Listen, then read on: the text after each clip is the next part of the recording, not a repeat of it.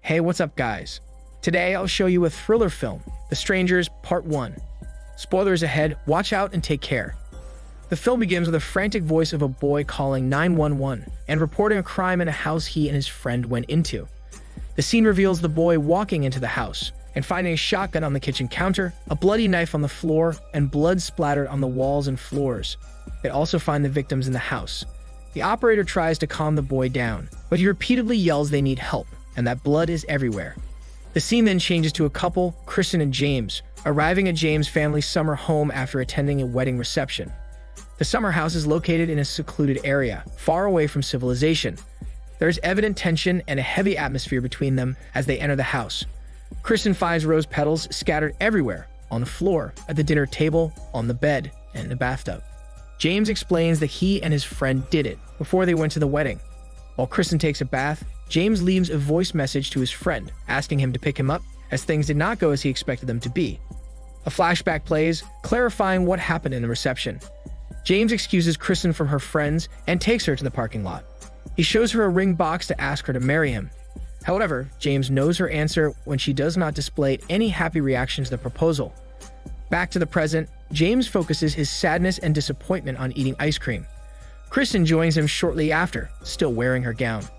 Kristen breaks the silence and tells James that she genuinely appreciates all of his effort. James does not reply, puts the engagement ring box near her, and begs her to accept it. After that, he uncorks the wine bottle and passes it to Kristen. She takes a drink, while James asks her why she is still wearing the gown. Kristen replies that she feels beautiful in it. Then, Kristen apologizes for turning him down and explains that she is not yet ready to commit to marriage life. James stands up and walks away, embarrassed about how everything turned out. But Kristen hugs him from behind. James turns around and returns the hug, which escalates to them getting turned on. They begin to caress each other's bodies when a loud knock interrupts them. Although confused about who on earth would bother them at 4 o'clock in the morning, the two immediately fix themselves before opening the door. As James opens the door, he finds a woman standing at the doorstep, looking for Tamara. They cannot see her face because of the improperly unscrewed wall sconce's light. James replies to the woman that she had the wrong house, and she says, "See you later," before leaving. Although weirded out by the woman's strange behavior, the couple dismisses it and minds their business. After a while, James breaks the awkward and heady silence between them, lights Kristen on fire, and leaves to buy her a cigarette pack. Alone in the house, Kristen distracts herself.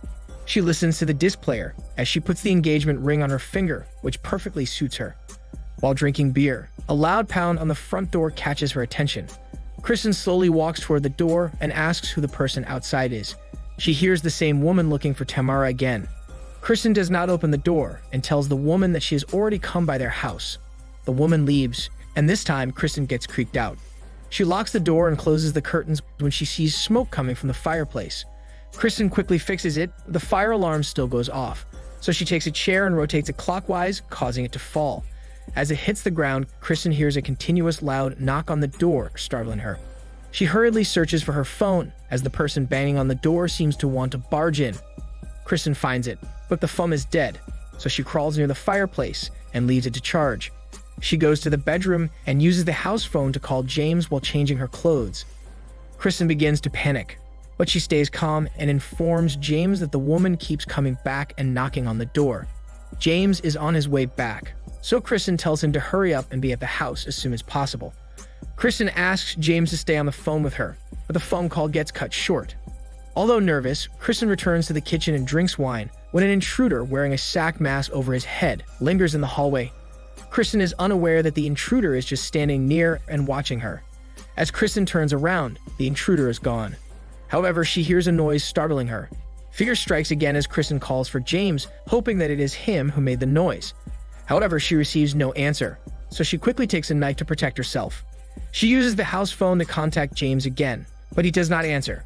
She then hears a loud knock on the door, so she slowly walks towards it, discovering that the fire alarm she left on the floor is now on the chair. Kristen remains calm and immediately goes to her phone, only to find it gone. She begins to cry from the distress at the thought of someone in the house. However, the rattling on the door soon gets accompanied by a metal clanking coming from the window. Kristen finds courage, slowly walks towards the window and peeks, which is a big mistake. A man in a sack mask surprises her, making her yell in shock and fear. Kristen quickly backs away when the front door suddenly and slowly opens by itself. She slowly walks towards it to check when another person wearing a baby doll face mask appears in front. Kristen quickly shuts and locks the door and runs straight to the bedroom. Kristen tries to hide under the bed, but she cannot fit, so she looks for something to use as a weapon. She takes the lamp on the nightstand, but accidentally breaks it, wounding her palm. Kristen can only cry in silence as she hears the heavy stomping of the intruder getting louder and nearer. The music on the disc player stops, frightening her even more. Fortunately, James appears instead of the intruders. Kristen explains frantically that people outside and inside the house are trying to kill her. James calms her down and lets her tell him everything she saw. They both get out of the bedroom and inspect the whole house as she calms down, looking for the intruders. They even check the basement, where they step on a platform to reach the window. Then they see the woman who kept knocking at their door, steadily standing outside while staring at the house. James gives the woman the benefit of the doubt, thinking that she is lost. But Kristen knows there is something strangely wrong with her. As they return their visions to the window, the woman is suddenly gone. Despite Kristen's disapproval, James still goes out to get his phone in the car. He inspects the surroundings as he walks toward his car. James finds the windshield broken, like someone threw a rock on it as he reaches it. He dismisses it and looks for his phone when someone touches his nape, shocking him and giving him shivers. James quickly raises the knife and goes out to find the woman with the doll's face mask standing near him.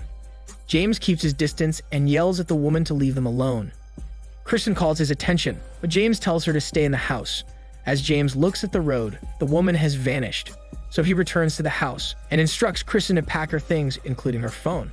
Kristen insists that the intruder took her phone when she was in the bedroom, but James does not believe her. Before leaving, James wraps his necktie around Kristen's palm to cover her wound. James informs Kristen that he hasn't heard any dog barks or cars passing by ever since they got in the house. They are all alone.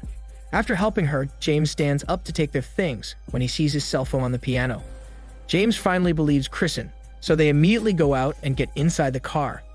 However, as James maneuvers the car, another car driven by another woman wearing a pin-up mask rear-ends them. They hurriedly get out of the car and run back to the house. They lock the door, and James takes the shotgun on top of a cabinet.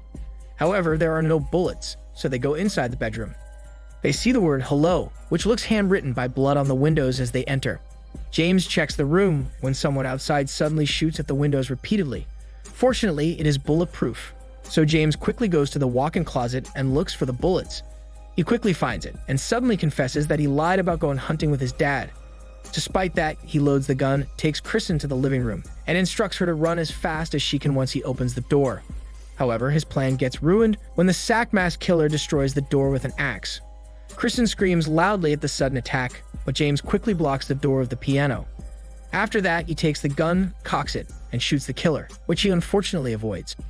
The killer leaves them alone, so the couple hides in the bedroom, with James aiming his gun at the door, ready to shoot whoever comes in.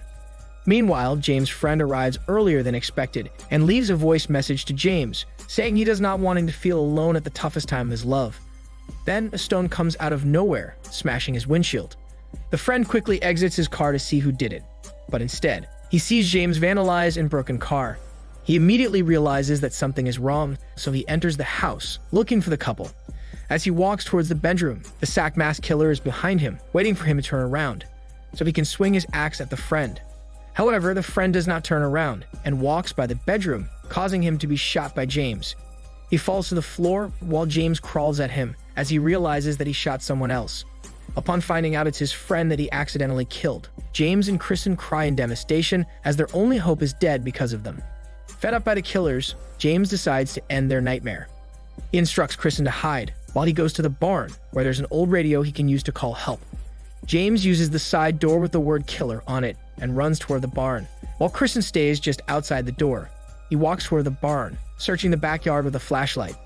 James goes down and prepares to shoot when the sack mask killer ambushes him and knocks him unconscious, inadvertently discharging the rifle. Kristen hears the gunshot, making her even more anxious and scared. At first, she waits for anything to happen, but the dead silence kills her.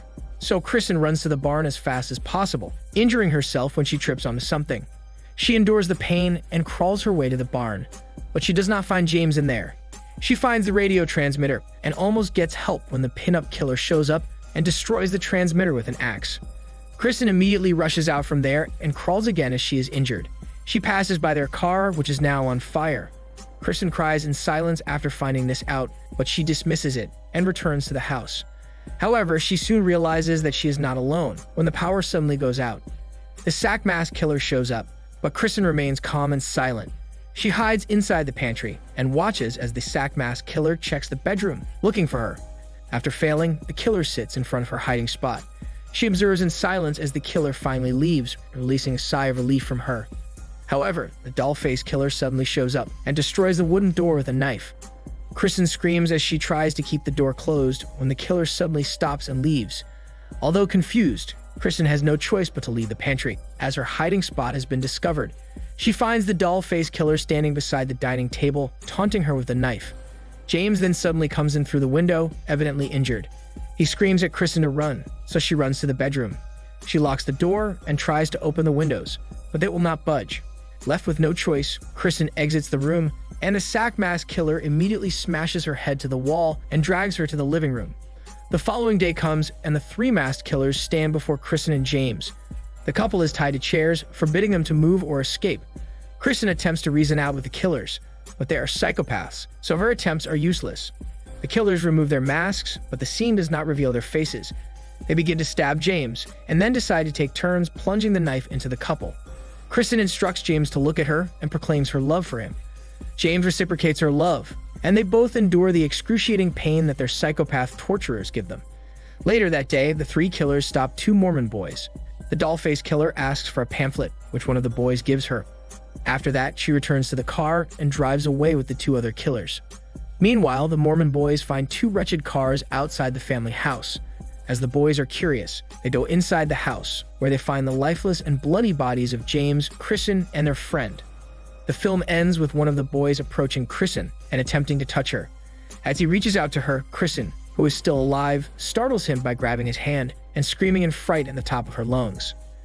This is Daniel CC Movie Channel. Stay safe and enjoy your day.